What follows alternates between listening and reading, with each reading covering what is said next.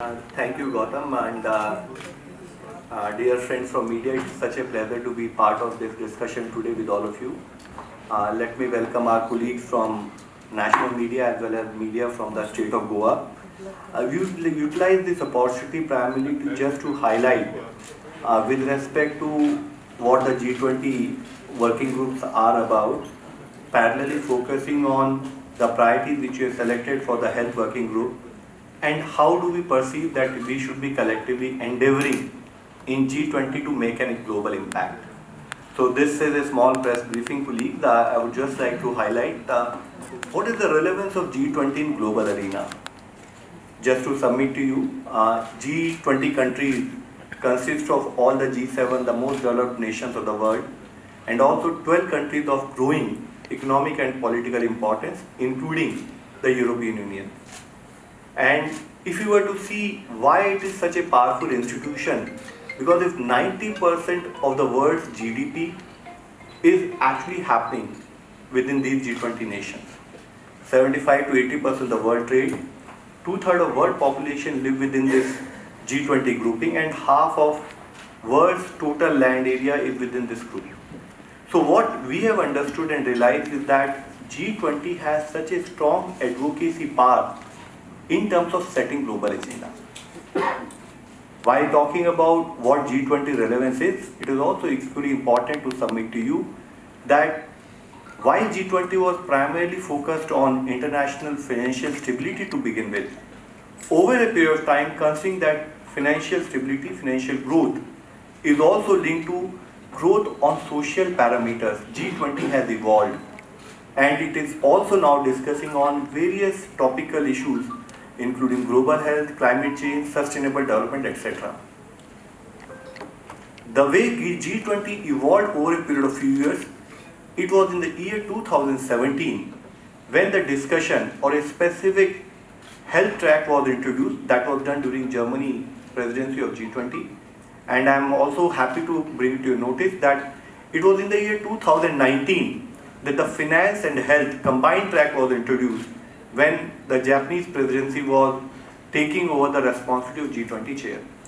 Why I am highlighting these aspects is because G20 specifically realized that there is a very grave importance which needs to be given into the health arena, and also equally important is that health and finance need to work together so that the required resources are available to health sector to make an impact in terms of managing common man's health status also.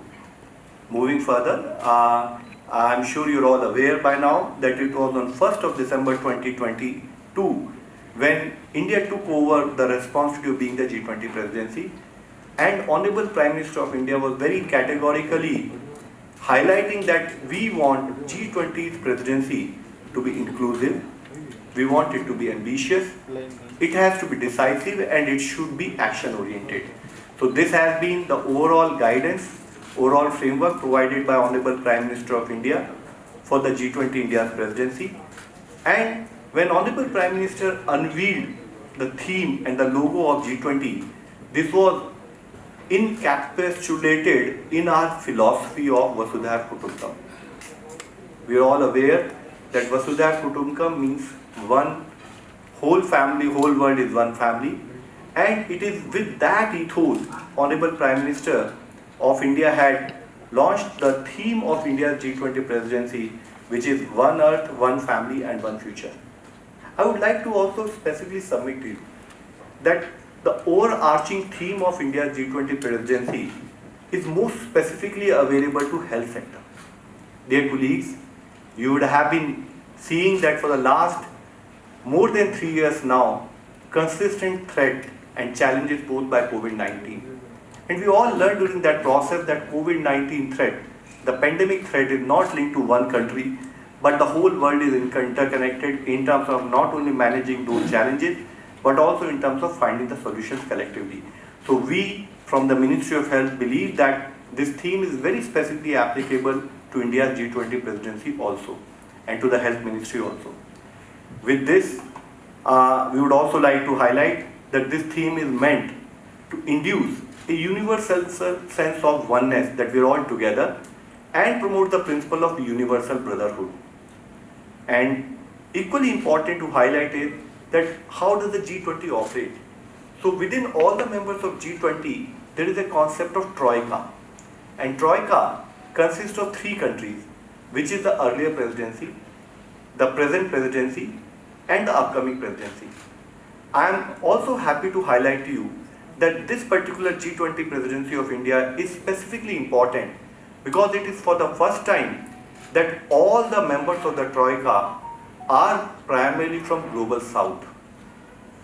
And since they are from Global South, from Indonesia, India and Brazil, it has actually offered us a bigger responsibility and also an opportunity, as Honorable Prime Minister had mentioned, that India would utilize this G20 presidency also to be the voice of Global South. And when we talk about Global South, you would all understand that the developing economies face multiple challenges, and all these challenges also have similar and shared solutions.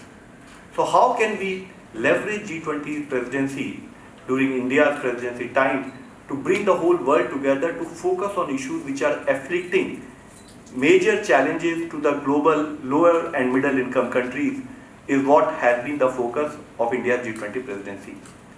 There are around 11 engagement groups, 12 working groups under the Sherpa tracks and 8 groups under the finance track.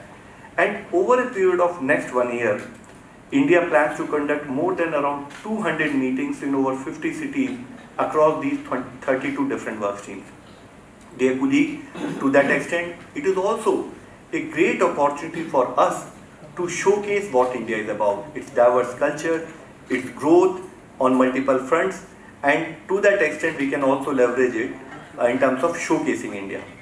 If I were to submit to you what is the proposed calendar for the G20 Health Working Group, so we had our first Health Working Group meeting from 18th to 20th of January, which happened in Thiruvananthapuram in Kerala, and we also had this meeting supported by a side event. So along with the main Health Working Group, side events are also generally conducted to primarily give specific focus and entail bigger discussion on certain of the identified topics. And during the first Health Working Group, we discussed on the concept of value-based healthcare.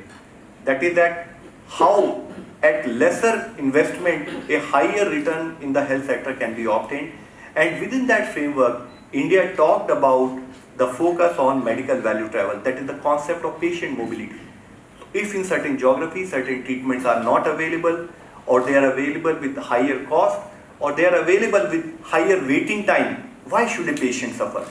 Should that patient not have a seamless environment wherein that patient can be shifted to another geography or move on his own to another geography and get that treatment to save his life?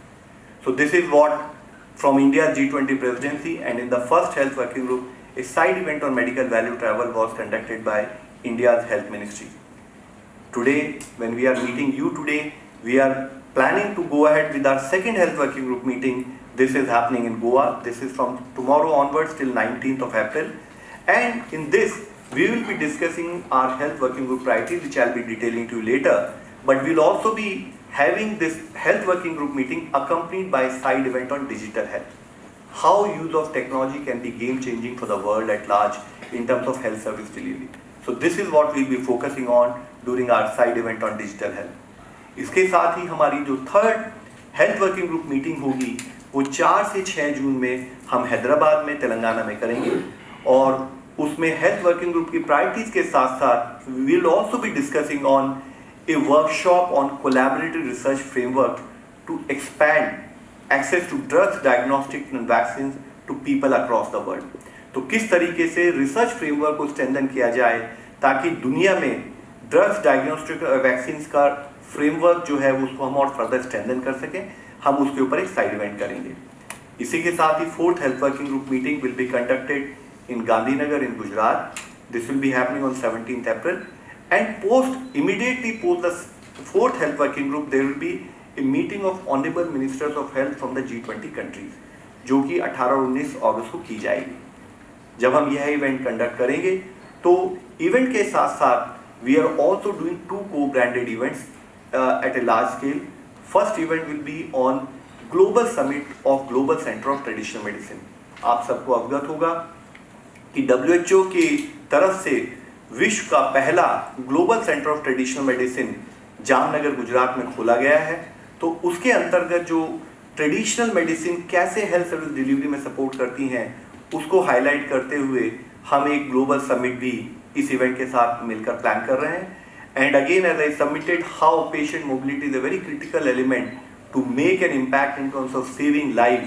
So we would also be doing another global event on medical value travel as part of our health ministerial meeting. Dear colleagues, while we would discuss on multiple issues, but every health working group also identifies certain critical areas of intervention. So from our side, we have proposed 3 specific priorities. जो पहली priority, I am sure you can all relate to it, is the focus or the continued focus on health emergencies, prevention, preparedness and response.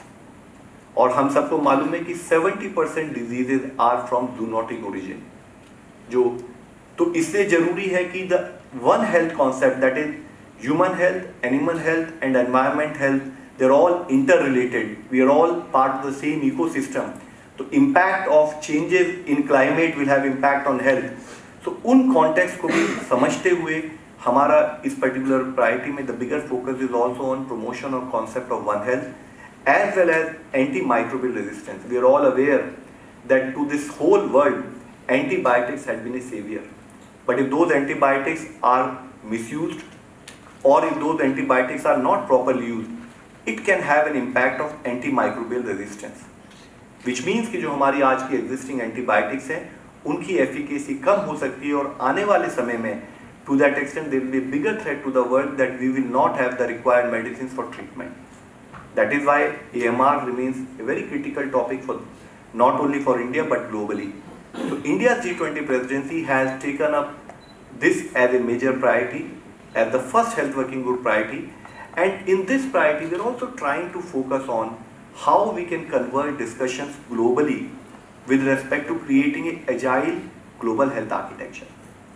I will be explaining it in next slide when I will be explaining what do we mean by saying a fit for purpose or an agile global health architecture. Second of our priority is again linked with the strengthening cooperation in pharmaceutical sector. एक तरफ अगर हमारा global health architecture भी agile हो and we know that we can take the required decisions early, but अगर हमारे पास drugs, diagnostics और vaccines ना हो तो हम अपने सिटीजन को कैसे सपोर्ट प्रोवाइड करेंगे. और आज जो कि पिछले कुछ सालों में हमने देखा है कि विश्व में, इंडिया में एक स्ट्रेंथ है कि हम लोगों का फार्मास्यूटिकल सेक्टर बहुत स्ट्रॉन्ग है, but there are countries across the world where either research and development और manufacturing is not as matured as what is there in other parts of the world. So when it comes to managing any health emergency, when it comes to managing any future pandemic, it is critical कि पूरे विश्व में हम मिलकर ऐसा कार्य करें कि विश्व के सभी देशों को, स्पेसिफिकली जैसे कि मैंने कहा global south, lower and middle income countries में भी ये फैसिलिटी का बढ़ावा हो ताकि वहाँ के सिटीजन को भी रिक्वायर्ड सपोर्ट मिल सके. तो हमारी जो सेकेंड प्रायोरिटी है, this is focused on ensuring that we are able to enlarge the scope of medical countermeasures, that is vaccines, therapeutics and diagnostic. You see it in the slide VTD. So V represents vaccines, T represents therapeutics or drugs, and diagnostics like RT-PCR and other tests. So इन तीनों के infrastructure को विश्व में कैसे promote किया जाए geographically diverse वे में, ताकि ग्लोबली सब देशों में ये मेडिकल काउंटर मेजर सफिशिएंटली और टाइमली अवेलेबल हो, उसके बारे में चर्चा कर एक फ्रेमवर्क बनाने के विषय में हमने अपनी सेकंड प्रायोरिटी को रखा है. तीसरी priority is also all encompassing. आप लोगों ने देखा है कि कैसे टेक्नोलॉजी के इस्तेमाल से, कैसे फील्ड के डेटा के बेसिस पर देशव्यापी हम लोगों ने कोविड-19 को मैनेज किया. आज कैसे टेक्नोलॉजी के बेसिस पर अगर आप लोगों के वीडियो कैमरा के द्वारा यह मैसेज पूरे दुनिया में जा सकता है. ड्यूरिंग कोविड-19 कैसे हमने वीडियो कॉन्फ्रेंसेस को इस्तेमाल करके अपने हेल्थ प्रोफेशनल्स को या अपने फ्रंटलाइन वर्कर्स को ओरिएंट किया, वैक्सीनेटर्स को ओरिएंट किया, जिसके द्वारा कि हम देश में कोविड-19 वैक्सीनेशन या ट्रीटमेंट प्रोटोकॉल को हम लोगों को एक्सप्लेन कर पाए और वैक्सीनेशन को प्रमोट कर पाए. तो इस समय पर किस तरह से टेक्नोलॉजी एक गेम चेंजिंग इवेंट के रूप में आगे बढ़ सकती है, उसके लिए हमने कि कैसे digital health solutions universal health coverage को, यानी कि सबको हेल्थ की सुविधाएं मिलें, उसको हम कैसे प्रमोट कर सकें, और हेल्थ सर्विस डिलीवरी की क्वालिटी पैरामीटर्स को और आउटरीच पैरामीटर्स को हम कैसे प्रमोट कर सकें, यह हमारी थर्ड प्रायोरिटी है। डियर कुलीग, जब इन तीनों प्रायोरिटी के बारे में बात करते हैं तो जैसे मैंने कहा था कि इन प्रायोरिटी से हम क्या अचीव करना चाहते हैं, तो अगर आप देखें कि इन terms of while there are other tasks we'll be discussing, other deliverables are there, but अगर हम concrete major few deliverables को लेना चाहें तो पहली प्रायोरिटी जो health emergency prevention, preparedness and response से फोकस्ड है, उसमें हमने देखा है कि विश्व में जब हेल्थ इमरजेंसी आर्किटेक्चर बनाने की बात हो रही है तो इतने इंस्टीट्यूशन बन रहे हैं कि at times there is a fear कि वो इंस्टीट्यूशन साइलोज में काम करेंगे, फ्रेगमेंटेड डिसीजन मेकिंग होगी, और एक हो सकता है कि ऐसा सिचुएशन आए कि हमें जिस स्पीड से कोई हमारे सामने हेल्थ चैलेंज आए हम उस स्पीड से रिएक्ट ना कर पाए। उदाहरण के तौर पर अगर WHO में आज हम एक इंटर गवर्नमेंटल नेगोशिएशन बॉडी के द्वारा पेंडेमिक ट्रीटी बनाने की बात कर रहे हैं, तो उस पर एक कार्य चल रहा है कि एक पेंडेमिक ट्रीटी विश्व में हो। उसी के साथ ही हम WHO में पैरेलली बात करते हैं कि इंटरनेशनल हेल्थ रेगुलेशन में भी रिफॉर्म होने चाहिए। वर्ल्ड बैंक के अंदर पिछले साल एक पेंडेमिक फंड बनाया गया जिसके द्वारा हम कहते हैं कि उसमें पेंडेमिक अगर कोई आए, हेल्थ इमरजेंसी को आए, तो उसके द्वारा उससे फंड उसके उपलब्ध किए जाएं। इसी के साथ ही हम एक्ट एक्सीलरेटर के द्वारा यह बात करते हैं कि उसके द्वारा या उसके किसी रिफॉर्म स्ट्रक्चर के द्वारा विश्व में मेडिसिन और डायग्नोस्टिक्स और वैक्सीन को सप्लाई किया जाए। बट अगर ये इंस्टीट्यूशन आपस में बात नहीं करेंगे, अगर ये इंस्टीट्यूशन के टेक्निकल फ्रेमवर्क एक दूसरे से अलाइन नहीं होंगे, तो ये हो सकता है कि जिस स्पीड से हेल्थ का चैलेंज हमारे सामने है उस स्पीड से हम रिएक्ट ना कर पाए। तो how do we sort of convert these initiatives, how do we sort of bring harmonisation with in their decision making structure and how do we ensure that there is a agile response. तो जो हम इस priority पे मुख्य focus कर रहे हैं कि आज कोविड-19 की जो हमारी लर्निंग्स हैं विश्व की, उनको समझते हुए कैसे एक फिट फॉर पर्पस, एक एजाइल, एक रेस्पॉन्सिव ग्लोबल हेल्थ आर्किटेक्चर उस पर कार्य हो, जिसमें ग्लोबली जितने भी स्टेक होल्डर्स हैं जो कि हेल्थ इमरजेंसी रिलेटेड कार्य कर रहे हैं वह मिलकर कार्य करें, साइलोज में कार्य ना हो। दूसरी जो हमारी प्रायोरिटी जिसमें मैंने आपसे जिक्र किया था कि हम चाहते हैं कि फार्मास्यूटिकल कॉपरेशन बढ़े। I requested and submitted to you that across the world there are only limited countries which have research and development happening in medical sector, limited countries in the world where manufacturing is taking place. So if that be the challenge, how do we create networks of R&D and networks of manufacturing for all the three medical countermeasures, that is vaccines, therapeutics and diagnostics across the world. तो किस तरीके से इस network को हम expand कर सकें, G20 को लेवरेज करते हुए, जितने भी ग्लोबल स्टेक होल्डर्स हैं उनसे बात करते हुए हम इस प्रायोरिटी के द्वारा वह फ्रेमवर्क क्रिएट करना चाहते हैं। जैसे कि माननीय प्रधानमंत्री जी ने कहा है कि India should be the voice of global south, तो lower and middle income countries and other global south countries जहां पर कि यह फैसिलिटी को भी हम एक अच्छे तरीके से, सुदृढ़ तरीके से ले जा सके, उस पर हम कार्य कर रहे हैं। आप सबको यह भी अवगत होगा कि जब कोविड-19 के जो पीक में जब हम कई चैलेंजेस को हैंडल कर रहे थे, तो we had also seen that there are countries which did not have resources to buy vaccines, and there are countries which have so much of resources that they can buy vaccines और book vaccines for 3 times of more than that of their population size also, which means that the whole world also had faced inequity in those times. तो यानी कि अगर हमने research को promote किया, विश्व में मैन्युफैक्चरिंग को प्रमोट किया, तो भी चांसेस हैं कि because of lack of resources in certain area there will be certain countries which may not have access to these medical counter measures. तो उसके लिए अगर आप हमारा सेकंड बुलेट देखें तो हमारा जो दूसरा फोकस हमारी हेल्थ प्रायोरिटी में है is to help create a global medical counter measures coordination platform. यानी कि इसके द्वारा, इस प्लेटफॉर्म के द्वारा हम ये इंश्योर करें कि जिन देशों में जिस टाइप के चैलेंज आए, इस प्लेटफॉर्म जिसको कि India is working with in G20 countries, इस प्लेटफॉर्म के द्वारा हम ये इंश्योर करें कि वहाँ पर भी ड्रग्स, डायग्नोस्टिक्स और वैक्सीन इक्विटेबल वे में पूरे विश्व में उपलब्ध हो सकें। तो यह हमारी सेकेंड प्रायोरिटी का एक फोकस है। थर्ड प्रायोरिटी, जैसे मैंने कहा है कि technology is a game changer. It is cutting across all health delivery today. तो टेक्नोलॉजी के प्रमोशन से lower and middle income countries like India can leapfrog in health service delivery in ensuring better quality. तो इसके लिए हम कह रहे हैं कि जितने भी ग्लोबली इनिशिएटिव हो रहे हैं on use of technology in health, उनको कन्वर्ज किया जाए. और उनको कन्वर्ज करके हम चाहते हैं कि एक global initiative on digital health करके एक इंस्टीट्यूशनल फ्रेमवर्क बने, जिसमें कि कोई भी ऑर्गेनाइजेशन जो टेक्नोलॉजी से रिलेटेड काम कर रहा है हेल्थ में, वो इससे जुड़ सकें और एक कन्वर्ज तरीके से हम विश्व में टेक्नोलॉजी को प्रमोट कर सकें. यहाँ जो हमने स्लाइड में नहीं लिखा है, लेकिन जो मैं आप सबके नोटिस में लाना चाहूँगा, we have also taken a principle decision as per the direction of honourable prime minister and honourable health minister कि इंडिया जो भी टेक्नोलॉजी टूल्स प्रोड्यूस करता है, they will be given as digital public goods to the whole world. आप सबके knowledge में है कि कोविन के द्वारा 2.2 billion dose administration of this country was monitored.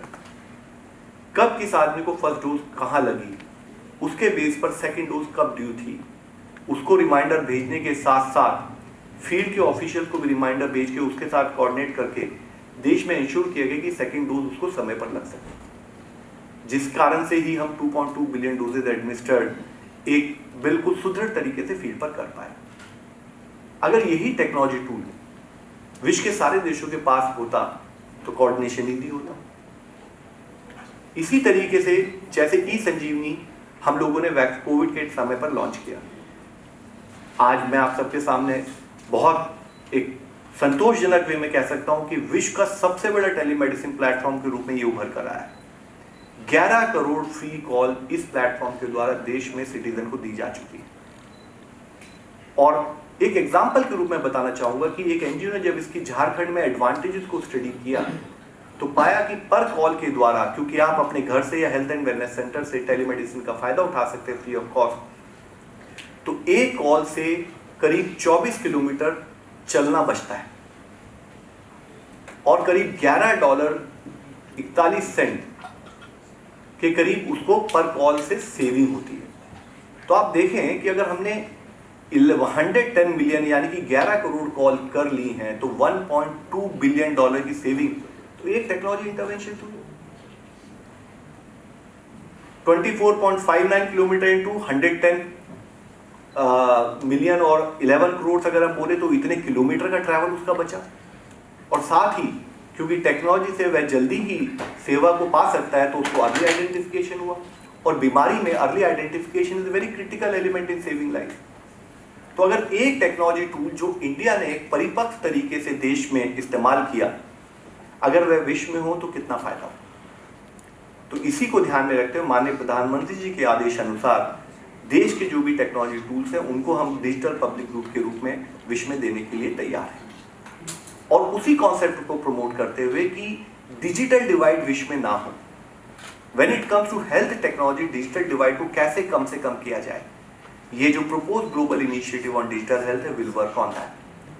Through this हमारा ई संजीवनी प्लेटफॉर्म हो, हमारा कोविन प्लेटफॉर्म हो, हमारा ब्लड बैंक मैनेजमेंट सॉफ्टवेयर हो, हमारा डिजीज सर्वेलेंस प्लेटफॉर्म हो, हमने कैसे आयुष्मान भारत के द्वारा लॉन्गिट्यूडनल इलेक्ट्रॉनिक हेल्थ रिकॉर्ड तैयार करना चाहते हैं. India is willing to offer it free of cost to world. And same way we are also promoting organisations and countries across the world कि आपके भी जो टेक्नोलॉजी टूल्स हैं वो आपकी प्रॉपर्टी ना बनते हुए विश्व की प्रॉपर्टी बने, यानी कि वो डिजिटल पब्लिक गुड के रूप में पूरे विश्व को उपलब्ध रहें. तो उस पर भी कार्य हम इस पर्टिकुलर प्रायोरिटी के द्वारा करते हैं. इसके द्वारा हमें लगता है कि जब टेक्नोलॉजी का अडॉप्शन होगा तो जो lower and middle income countries they can leapfrog in terms of outreach, in terms of quality of services and in terms of ensuring that larger quality of audience can get this services also in the first place. इसी के साथ ही not only we are focusing on 3 very very specific priorities, I would also like to submit to you as directed by our honorable minister, we'd also created a concept of co-branded events. Health इतना बड़ा sector है, health में इतने multiple challenges हैं, तो while we will focus on few of those critical challenges as specific priorities, we are also trying to work through series of co-branded events and we are trying to see कि health के arena के सारे challenges के बारे में G20 के समय पर डिस्कस किया जाए और G20 के समय पर यूजिंग G20 स्ट्रेंथ और एडवोकेसी पावर कि विश्व में इसके ऊपर अधिक काम कैसे हो. If you see these are the list of those co-branded events, and this is again shown in the next slide also, but just to submit to you. So we are also focusing on कि कैसे विश्व में, जो कि हमने south Africa और Norway के साथ मिलकर, यूरोपियन यूनियन और अफ्रीकन यूनियन के साथ मिलकर हमने जोहानिसबर्ग में मेडिकल काउंटर मेजर्स प्लेटफॉर्म के ऊपर चर्चा की। मेडिकल डिवाइसेस के रूप में हमने गवर्नमेंट ऑफ तेलंगाना के साथ कोऑर्डिनेट करते हुए बायो एशिया समिट ऑर्गेनाइज किया। फिर WHO के साथ मिलकर हमने डिजिटल हेल्थ के लिए कैसे यूनिवर्सल हेल्थ कवरेज को लास्ट सिटीजन तक ले जाया जाए, उस पर एक ग्लोबल कॉन्फ्रेंस की। फिर स्टॉप टीबी पार्टनरशिप की ग्लोबल मीटिंग जो थी वाराणसी में की गई। ये इवेंट अब तक हो चुके हैं, और इसी के साथ ही कुछ इवेंट और हमने प्लान किए, जैसे कि हम किस तरीके से डायग्नोस्टिक्स को विश्व में प्रमोट कर सके। तो आज ही sidelines of second health working group एक इवेंट की जा रही है। डिजिटल हेल्थ का जो कॉन्फेडरेशन ऑफ इंडियन इंडस्ट्रीज के साथ मिलकर हम लोग एक डिजिटल हेल्थ समिट कर रहे हैं, जो कि गोवा में आज चल रहा है। इसी के साथ ही क्लाइमेट चेंज एंड हेल्थ मैंने इससे पहले सबमिट किया, उसमें one earth one family and one future as an approach लेते हुए कैसे क्लाइमेट चेंज पे कार्य करने की हमें कलेक्टिवली आवश्यकता है, जो कि हम एशियन डेवलपमेंट बैंक के साथ कर रहे हैं। और साथ ही हम पाथ और WHO के साथ मिलकर एक स्टैंडर्ड बेस्ड गाइडलाइंस कैसे बने डिजिटल हेल्थ पर, उस पर एक इवेंट कर रहे हैं। और 26 से लेकर 28 अप्रैल को दिल्ली के प्रगति मैदान में advantage health care India medical tourism के ऊपर एक और ग्लोबल इवेंट हम कर रहे हैं। इसी के साथ ही हम हाइपरटेंशन और डायबिटीज़ और उससे रिलेटेड चैलेंजेस पर चर्चा करने के लिए हम WHO के साथ मिलकर मई में एक इवेंट कर रहे हैं। ग्लोबल वैक्सीन रिसर्च कोलैबोरेटिव के ऊपर हम एक डिपार्टमेंट ऑफ फार्मास्यूटिकल के साथ मिलकर, जो आपको इससे पहले सबमिट किया, एक साइड इवेंट कर रहे हैं। विश्व के जितने भी फूड सेफ्टी रेगुलेटर्स हैं, फूड सेफ्टी रेगुलेटर्स की एक ग्लोबल कॉन्फ्रेंस हम दिल्ली में करने की प्लान कर रहे हैं। इसी के साथ ही एडोलसेंट एंड यूथ की हेल्थ और वेलबींग के ऊपर, उसमें क्या क्या चैलेंजेस, उस पर हमें क्या कार्य करना है, हम maternal child, newborn and child health का जो इंटरनेशनल ऑर्गेनाइजेशन है उनके साथ मिलकर कर रहे हैं। मैंने आपको इससे पहले कहा है कि global centre for traditional medicine और मेडिकल ट्रैवल की इवेंट, 2 और को ब्रांडेड इवेंट हम कर रहे हैं। मैं आपको यही बताना चाहूँगा कि first health working group meeting जब हुई थी, तो हमने सारी प्रायोरिटीज़ के बारे में, जो हमारी 3 मुख्य प्रायोरिटीज़ हैं, सारे G20 मेंबर के साथ उससे चर्चा की थी। इन प्रिंसिपल हमें बड़ा पॉजिटिव सपोर्ट सारे मेंबर स्टेट से मिला, उनकी गाइडेंस मिली, उनके इनपुट्स मिले, जिसके बेसिस पर आज और कल हम जो सेकंड हेल्थ वर्किंग ग्रुप शुरू करेंगे उसमें हम फर्दर डिस्कशन करेंगे। और जैसे कि हमें मेंबर स्टेट्स ने गाइड किया था, जैसे कि उनके हमारे को कमेंट्स आए थे, उनको ध्यान में रखते हुए हमने WHO के साथ मिलकर एक नॉन पेपर, एक डिटेल्ड कॉन्सेप्ट नोट बना के भी सारी कंट्रीज़ के साथ शेयर किया था, जो कि कल से फिर से चर्चा में आएगा। और हमारा जो एफर्ट है, जैसे कि अगर आप देखें पिछली स्लाइड्स में मैंने आपसे रिक्वेस्ट की है, हमारा जो मुख्यतः एफर्ट है कि कैसे ग्लोबली हम अपने ऑनगोइंग इनिशिएटिव को कन्वर्ज करके उसका बेस्ट आउटपुट लें, और कैसे हमारा हेल्थ आर्किटेक्चर विश्व का और हेल्थ सिस्टम की स्टैंडिंग विश्व में कैसे अच्छे तरीके से उस पर हम कार्य करें। और कल की जो हमारी मीटिंग है उसमें इंडिया के अलावा 19 जो G20 मेंबर स्टेट्स हैं, 10 एडिशनल इनवाइटेड कंट्रीज़ हैं, और 22 इंटरनेशनल ऑर्गेनाइजेशन हमारे साथ जुड़कर इन क्रिटिकल इश्यूज़ पर फर्दर डिस्कशन करेंगे।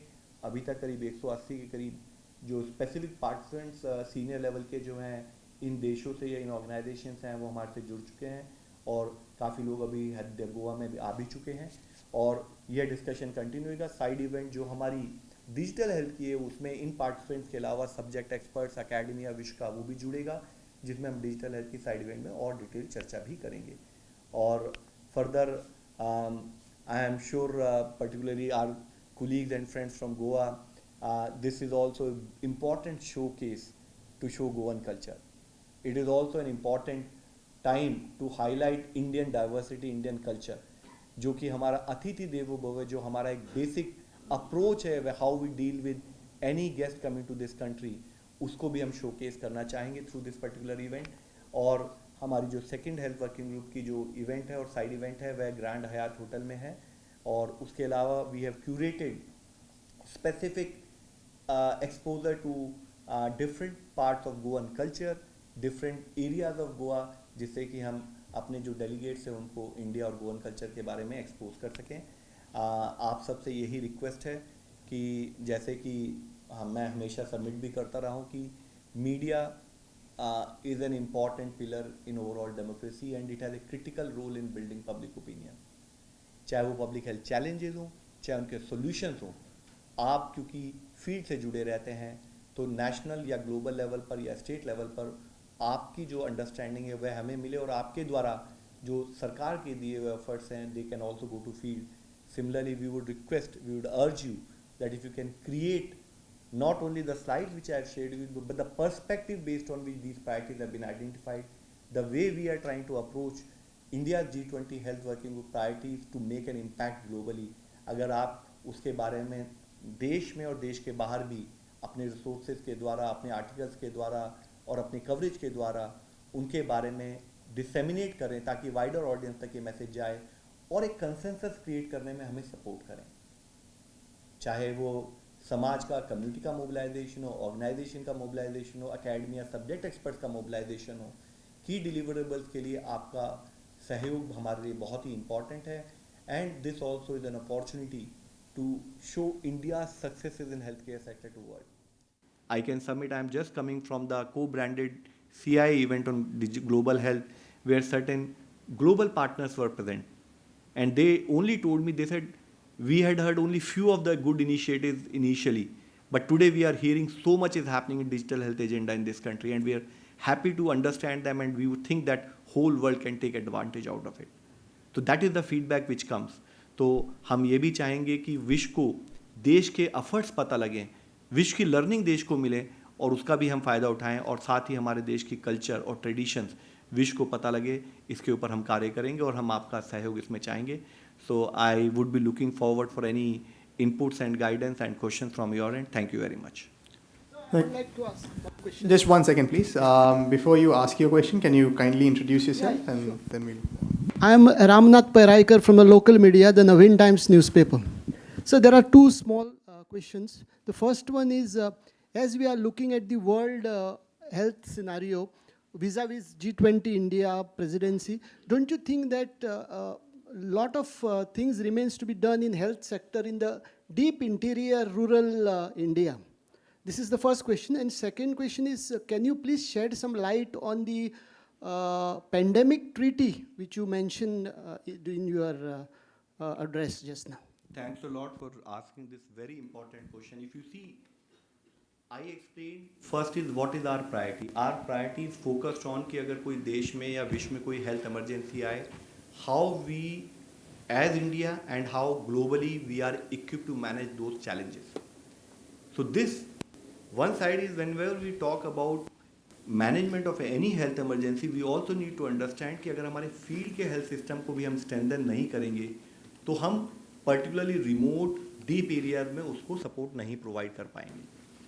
तो जो हमारी पहली प्रायोरिटी है जो ग्लोबल हेल्थ आर्किटेक्चर की है वो India, because I explain more about globally what we are planning to work out, but this also is applicable how we will collectively work on India as well as globally. Second aspect is अगर हम global infrastructure को medical counter measures के यानी कि vaccine, therapeutics, diagnostics के improve करने में कुछ कॉन्ट्रीब्यूट करेंगे तो to that extent also will ensure कि रूरल और रिमोट एरियाज में वो मेडिसिन और वो सुविधाएं उपलब्ध हो सकेंगी. तीसरा कंपोनेंट जो आपने कहा है कि यूनिवर्सल हेल्थ कवरेज के बारे में हम उसे कैसे करेंगे, तो जैसे अगर आप देखें थर्ड प्रायोरिटी में बड़े स्पेसिफिक वे में कहा है कैसे टेक्नोलॉजी लीप फ्रॉग कर सकती है. If COVID-19 is happening today and there is a restriction where people can not come out of their house for some challenging reason, how do I ensure कि वो अपने घर पर बैठे, अपने गाँव में अपने घर पर रहते हुए उसको हेल्थ की सुविधा, हेल्थ की गाइडेंस मिल सके. This can only happen through technology. So that is why we are saying that technology has a major role to play in terms of leapfrogging health service delivery, in terms of strengthening health systems. And this whole component is what we are trying to promote through the whole G20 approach. Second, on the issue of pandemic treaty. So what we are saying is we are a member state of WHO and pandemic treaty is being discussed in WHO. We would also like to utilize this forum of G20 to create advocacy to understand collectively that what needs to be done in that treaty.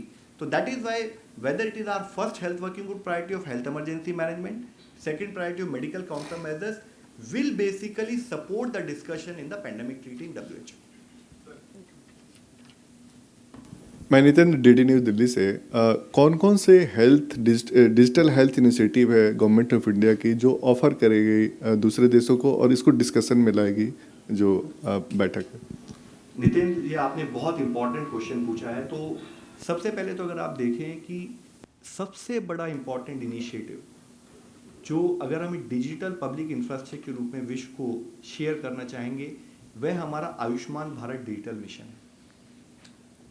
Technology का use करने के साथ साथ technology को किस framework में use किया जाए कि टेक्नोलॉजी का बेस्ट एडवांटेज मिल सके।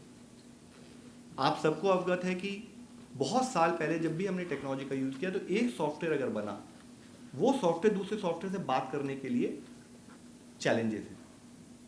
तो जैसे मान लीजिए कि अगर देश में दो सॉफ्टवेयर हैं, एक सॉफ्टवेयर में हम टीबी पेशेंट को मॉनिटर करते हैं और दूसरे पेशेंट सॉफ्टवेयर के द्वारा अगर हम प्रेग्नेंट वीमेन की एएनसी और पीएनसी सर्विसेज को मॉनिटर करते हैं।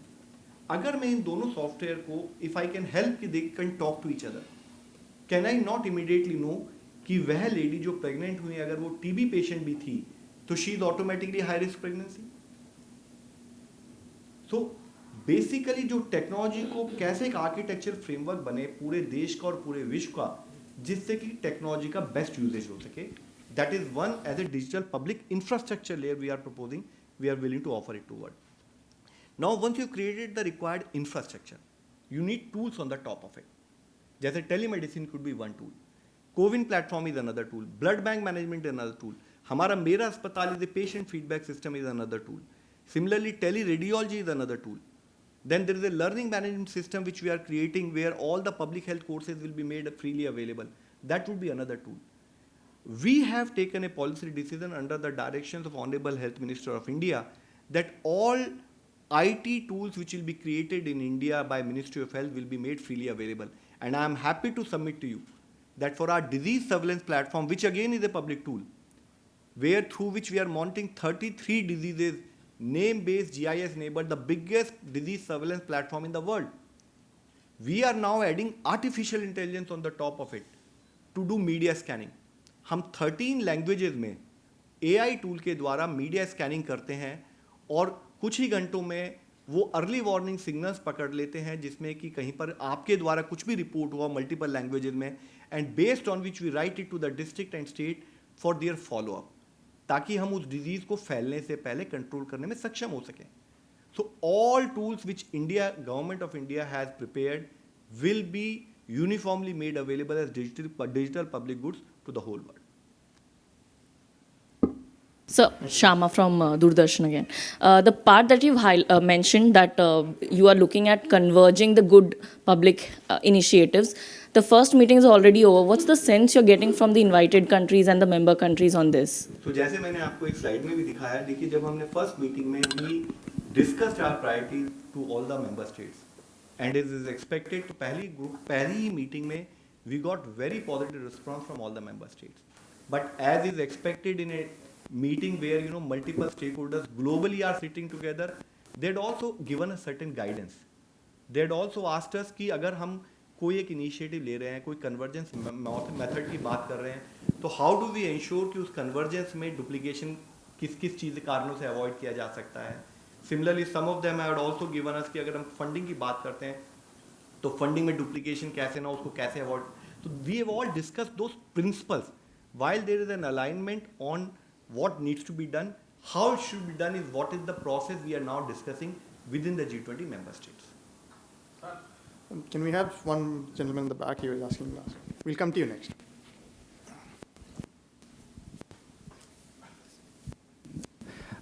Hi sir, I am Pandurang from Gomand Bhumi. मेरा ये सवाल है कि हेल्थ सेक्टर में अभी भी भारत विश्व में अच्छी काम कर रहा है, लेकिन फ़िलहाल बहुत सारे मेजर चैलेंजेस है जो स्किल्ड मैन पावर हो या अफोर्डेबल मेडिकल केयर.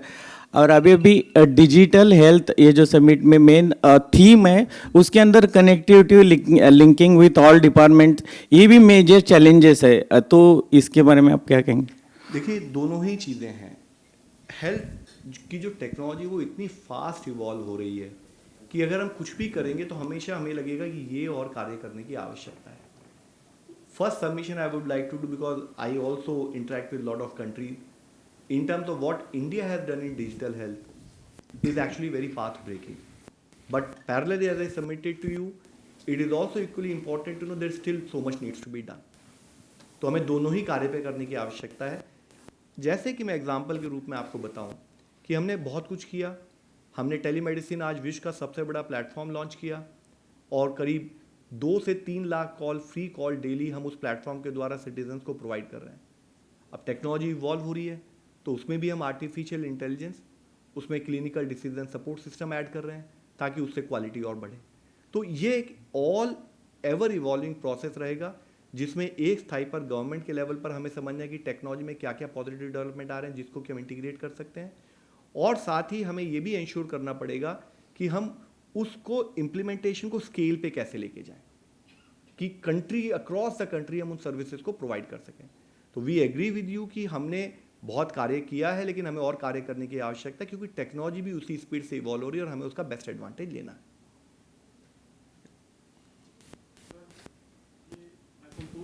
और गांव पंचायत से काम करता हूं, पंचायत और पोर्टल चलाता हूं. आयुष्मान भारत बेहतर उदाहरण है प्राथमिक स्वास्थ्य केंद्रों और प्राथमिक स्तर पर जो स्वास्थ्य की सुविधाएं हैं उसको बेहतर करने में. G20 के प्लेटफॉर्म से उसको कैसे प्रमोट कर रहे हैं? देखिए, 2 चीज़ें हैं. पहली बात तो ये है कि हम G20 पे क्या पुश कर रहे हैं और क्या प्रमोट कर रहे हैं जो कि ग्लोबली सबके लिए यूजफुल है. Because G20 is a non partisan forum in that sense कि हम इंडिया को प्रमोट वैसे नहीं कर रहे हैं कि G20 पर क्या कर रहे हैं. लेकिन आपको ये भी समझना पड़ेगा कि जब ग्लोबली इतने स्टेक होल्डर्स मिलकर बैठेंगे, जब बात करेंगे तो, और जब बात इंडिया में होगी तो इंडिया के बारे में डिस्कशन जरूर आएगा. तो पैरेलली क्या होता है कि इंडिया की success also is visible to all of them and this ensures कि India to that extent gets known. जैसे कि मैंने आपको भी बताया कि मैं कन्फेडरेशन ऑफ इंडिया इंडस्ट्री की जिस सेमिनार से अभी आ रहा हूँ, वहाँ जितने ग्लोबल स्पीकर्स थे उन्होंने कहा यही कि हमें बहुत सारी इंडिया की जो सक्सेसेस है पता नहीं थी, लेकिन आज हम गोवा में आपके साथ हैं और हम आपके पार्टिसिपेंट्स को सुन रहे हैं, तो we would like to learn more and take it to our countries. तो I would put it in so many word that it happens certainly. It is not that you say कि ये India कर रहा है खाली. So because this is a global forum where you discuss global issues, but obviously your India things and India efforts get highlighted. Any other questions? I think I was very comprehensive, so questions तो कम होने चाहिए. There's one in the front. जी. Let's take it in the front. Global पे एक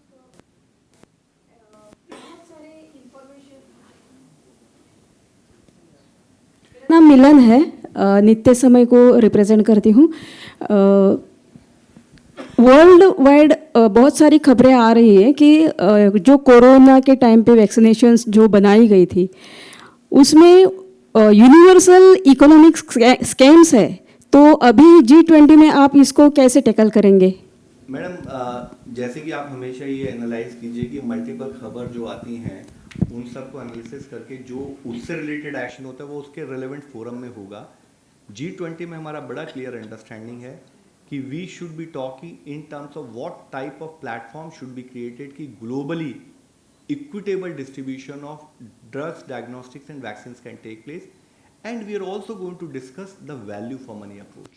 आई should have highlighted that aspect to you. जैसे कि अगर value for money approach की हम बात करें, एक डिस्कशन जो कि हमारे लेवल पर भी रेज किया जाता है, जो हमारे इंटरनली भी डिस्कस होता है कि हम किन प्रोडक्ट्स को प्रायोरिटाइज करें जब हम उसको ग्लोबली परचेज करें कि जिसमें वैल्यू फॉर मनी हो, ताकि हम सस्टेनेबल फंडिंग के बेसिस पर उन प्रोडक्ट्स को दुनिया में अवेलेबल कर सकें. तो इन फोरम्स में जब हम डिस्कशन करते हैं तो बड़ा कॉम्प्रिहेंसिव डिस्कशन होता है और उन कॉम्प्रिहेंसिव डिस्कशन में एविडेंस बेस्ड जो भी बातें होती है उसके बारे में हम चर्चा करके एक निर्णय पर आने का एफर्ट करते हैं. I think we can have 2 more questions. Hi, sir. Welcome to you. Welcome to you. Hi sir, this is Anil from ANI. Sir, मैं एक पूछना चाहता हूँ कि अभी इंटरनेशनल डेलीगेट्स आता है ना, ये इंटरनेशनल डेलीगेट्स विलेज लेवल में हेल्थ सेंटर को विजिट करेगा सर, इंस्पेक्शन? जैसे क्या होता है कि जब इंटरनेशनल डेलीगेट्स आते हैं तो हम based on their programme, while there is also a technical discussion, but we also take them to field. आपको मैं उदाहरण के रूप में बताना चाहूँगा, जैसे कि जब हमने केरला में पहले हेल्थ वर्किंग ग्रुप की मीटिंग की थी तो क्योंकि मेडिकल वैल्यू ट्रैवल की हमारी जो साइड इवेंट थी, तो हम उनको एक टर्शरी हॉस्पिटल में लेके गए एलोपैथिक के, और साथ ही हम उनको साथ में वहाँ से एक आयुर्वेदा के बड़े अस्पताल में भी लेके गए, और हमने उनको अपना जन औषधि स्टोर भी दिखाया। तो दिस इज़, जैसे कि मेरे कुलीग ने इससे पहले पूछा था, तो होता क्या है कि जब डेलीगेट्स आपके देश में आते हैं तो it is also an opportunity to show you culture, it for you also to show your own diversity and also your efforts, your progress. और साथ में अगर आप देखना चाहें तो I would really like if anyone, if Gautam you can coordinate a overall coordinated visit, कि हमने हेल्थ वर्किंग ग्रुप के साथ एक एग्जीबिशन भी रखी है, जिसमें कि जब आपने पूछा ये प्रश्न मेरे से कि आप देश के बारे में क्या बताना चाहते हो, तो एग्जीबिशन के रूप में जो देश के इनिशिएटिव्स हैं वो भी हम सारे डेलीगेट्स को अवगत कराते हैं। तो फील्ड विजिट्स भी होती हैं और एग्जीबिशन भी होती हैं। This opportunity to thank my colleagues from media from Goa